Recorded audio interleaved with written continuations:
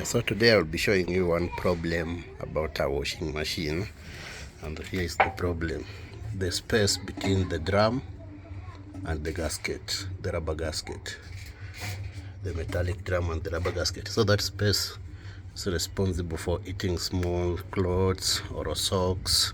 Like they'll enter through here to the washing machine drum, like handkerchiefs, small clothes, or pegs. If a peg is found here, then there's the bra wire.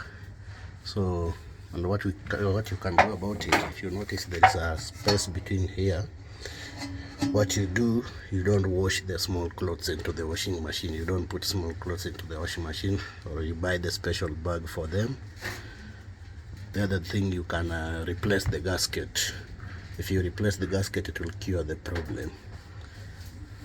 So that is all about it. I hope you have enjoyed.